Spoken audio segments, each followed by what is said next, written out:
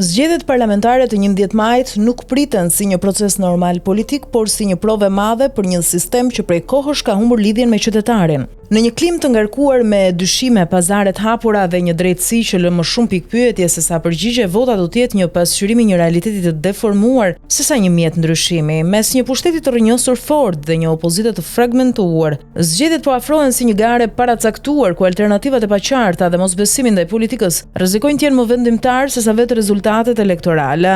Përballë këtij realiteti janë 5 faktorë që nuk janë të rinj, por këtë herë janë më të organizuar, më të zhbirueshëm dhe më cinik se kurrë. Janë faktorë që në pamje të parë duken si rregullat e lojës, por në të vërtetë janë vetë manipulimi i lojës. Së pari kemi pazarin e opozitës, jo opozitës që lufton për pushtet, por opozitës që negocion për karrike. E ashtu quajtura opozitë është bërë pjesë e sistemit, një karton rezervë që hyn në lojë sa herë lojtari kryesor i lindja lodhet pak. Nëse dikur Lulzim Basha bërtiste me megafon para kryeministrisë, sot ai hesht me një buzëqeshje plastike jashtë selis blu, ndërkohë që kandidatët e opozitës në përbashki janë po ata që deri dje firmosnin për qeverinë. Partitë opozitare janë kthyer në zyra punësimi për militantët që kanë mbetur jashtë sistemit të ndarjes. Opozita nuk po kërkon të rrëzoj Ramën, po kërkon të bëhet pjesë e Ramës. Populli e di këtë dhe thjesht pret momentin të tregojë me votë ose me neveri. E dyta, presioni mbi administratën publike është bërë mjet apo edhe armë elektorale këtë 11 maj. Në çdo zgjedhje qeveria ka një armat punonjësish të shtetit që nuk shkojnë më në punë për të shërbyer qytetarët, por për të mbledhur vota. Shefat e institucioneve lokale kanë kthyer zyrat në shtabe elektorale.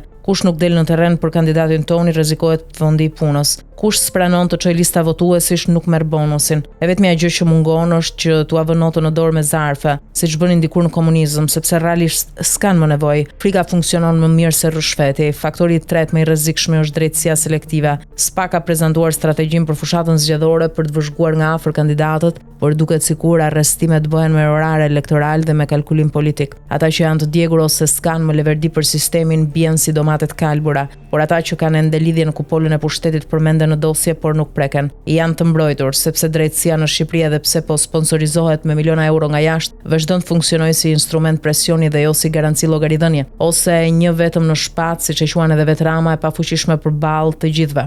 Në këtë klim, çdo arrestim përpara zgjedhjeve nuk sjell pastrim, por thjesht postim të lojtarëve brenda të njëjtit klub. Ndërkohë populli që i ka parë të gjithë këta duke bërë pazare nuk ka më durim për spektakle me pranga dhe komunikata, ka nevojë për përgjegjësi reale. Dhe këtë drejtësia për fat të keq nuk po e jep. Në horizont kemi një tjetër gjë me apatinë e votuesit shqiptar që është kthyer në faktor vendimtar. Kur pushteti është i korruptuar, opozita është e diskredituar dhe drejtësia është e kapur. Qytetari i zakonshëm nuk sheh më arsye për të votuar. Ky është shansi i arti sistemit, sa më pak njerëz votojnë, aq më e lehtë është manipulimi. Nëse 30% e shqiptarëve dalin në votime, partitë kryesore kanë mbaruar punë që në drek, ndaj pushteti nuk ka më nevojë të fitojë zemrat e popullit, mjafton që t'i mpi ato. Në këtë vend pasiviteti është bërë forma më e përhapur e revoltës, por një revoltë që nuk shprehet është një leje për vazhdimin e të njëjtit rrënim. Së fundmi zgjedhjet do të vendosen nga sistemi që ka mbjell frikë, lodhje dhe mungesë shprese. Edi Rama nuk shkon më në mitingje për të dhënë shpresë, ai shkon për të mbajtur kontrollin. Ajo që ka ndodhur është më e thellë se çdo analizë teknike. Shqipëria është kthyer në një shtet që nuk pyet më popullin, por jep popullit ndjesinë që gjithçka është e kot. Ndaj zgjedhjet e 11 majit nuk janë një garë për ndryshim, por një provë radhës për të parë nëse sistemi mund mbijetojë edhe një cikël tjetër për ndryshim real. Dhe në këtë mes pyetja që mbetet pezull është kjo: